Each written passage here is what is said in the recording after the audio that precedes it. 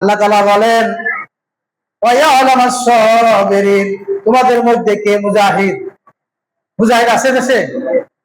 Myanmar থেকে 14 লক্ষ মুসলমান বাংলাদেশে প্রবেশ করছে, করে নাই?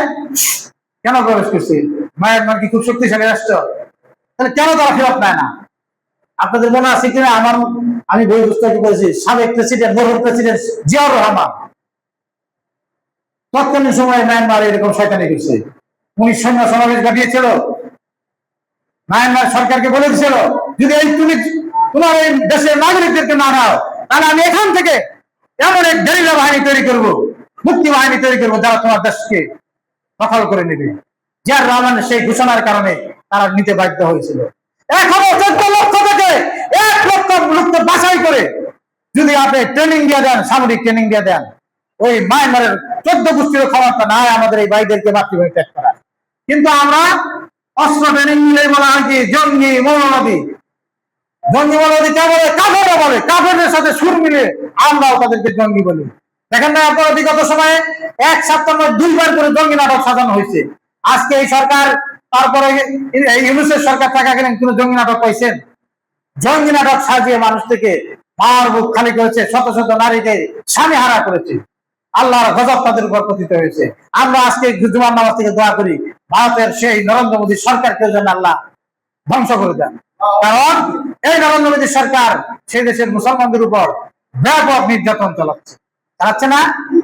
তাহলে এই নরেন্দ্র মোদী সরকারের বিরুদ্ধে কথা বলা এক ধরনের জিহাদ, টাকা পয়সা দিয়ে সাহায্য করা এক ধরনের জিহাদ, প্রয়োজনে শক্তি সামর্থ্য থাকলে তাদের বিরুদ্ধে জিহাদ করা আমাদের জন্য বাধ্যতামূলক হয়ে গেছে। প্রিয় ভাইরা আমার, আর এই জিহাদের কথা বললেই বলবে জঙ্গি। আল্লাহ নিজেই বলেছেন জাহাদু মিনকুম, তোমাদের মধ্যে কে মুজাহিদ এটা আমি যাচাই করে নেব। এই দিন কায়েম করার পথে কে ধৈর্যশীল, কারো চোখ রাঙানোকে ভয় পাবে না। আল্লাহ হাবিব জনাব মুহাম্মদ রাসূলুল্লাহ বলেছেন লা ইয়াখাফুনা মাদালাইম, কোন সমালোচনাকে আমরা পরোয়া করি না। কোরআন শাসন, হাদিসের শাসন, ইসলামের শাসন কায়েম করার জন্য আমাদেরকে কাজ করে যেতে হবে। আল্লাহ তাবারক ওয়া তাআলা আমাদেরকে তৌফিক দান করুন। সম্মানিত উপস্থিতি, অন্যায় আল্লাহ বলেন অবশ্যই অবশ্যই আমি তোমাদেরকে পরীক্ষা করব, তারপর আমি জানবো কে মুজাহিদ, ওয়াসসাবিরিন কে তোমাদের মধ্যে ধৈর্যশীল, না বললু আখবারাকুম এরপর তোমাদের কৃতকর্মকে আমি প্রকাশ করে দিব।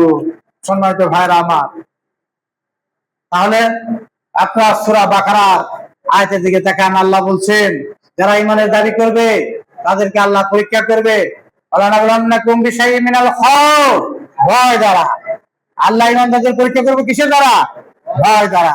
যেমন বিগত সরকারের সময় পুরা হাদিসের কথা বলতে গেলে একটা ভয় থাকলো, জঙ্গি বলে ধরে নেবে, আসলে না ভয়? এই ভয়ের কারণে মানুষ পুরা হাদিসের কথা বলতো না, খালি কিচ্ছা কাহিনী বলতো।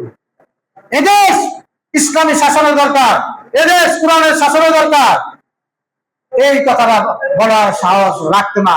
এখনো মানুষ বলতে চায় না, কারণ কোরআন কি জন্য আসছে বলেন? আল্লাযী আরসালা রাসূলাহু বিল হুদা ওয়া দীনিল হাক্কি লিইয়ুযহিরাহু আলা দীনি কুল্লি ওয়ালাউ কারিহাল মুশরিকুন। আল্লাহ সুবহানাহু ওয়া তাআলা বলেন আল্লাহ তাআলা রাসূল প্রেরণ করেছেন দীনুল হক দিয়ে, কারণটা কি? লিইয়ুযহিরাহু আলা দীনি কুল্লি, পৃথিবীর উপর যত মতবাদ আছে সকল মতবাদের উপর ইসলামটাকে বিজয় করার জন্য। আর এই বিজয়কে এটা চায় না কারা? ওয়ালাউ কারিহাল মুশরিকুন, যারা মুশরিক কাফের তারা এটা চায় না। বাংলাদেশে যারা চায় না যে কোরআনের শাসন হোক, তারা এই আয়াতের দৃষ্টিতে মুশরিক অথবা কাফের অথবা ফাসিক। আপনারা এখন চিন্তা করেন কারা কারা চায় না। প্রত্যেক মানুষের মুসলমান হিসেবে দায়িত্ব, খলিফা হিসেবে দায়িত্ব, আল্লাহ রাসূল উম্মত হিসেবে দায়িত্ব মন এবং প্রাণ থেকে চাওয়া, হৃদয় থেকে চাওয়া, ও আল্লাহ শরীয়তের শাসন দাও, যে শাসন আল্লাহ রাসূল মদিনাতে কায়েম করেছিলেন সেই শাসন আমি দেখতে চাই। ও আল্লাহ এদেশে যেন আইন করে অশ্লীলতা বন্ধ করে দেয়, এদেশে যেন আইন করে প্রত্যেকটা school, college, primary school, high school, কিন্ডারগার্টেনে কোরআন শিক্ষা বাধ্যতামূলক করা হয়। আইন চান না আপনারা? আর এদেশে তো ৭১ সালের পর থেকে অনেকেই শাসন করতেছে, একটা আইন কেন বাস্তবায়ন হয় না? কোরআন শিক্ষাটা বাধ্যতামূলক করা উচিত না? তাহলে আপনারা যদি আওয়াজ তুলতেন, আপনারা যদি কথা বলতেন যে আমরা ক্ষমতায় পাঠাতে চাই, যারা কোরআন শিক্ষাটাকে প্রাইমারি স্কুলের মধ্যে বাধ্যতামূলক করে দেবে।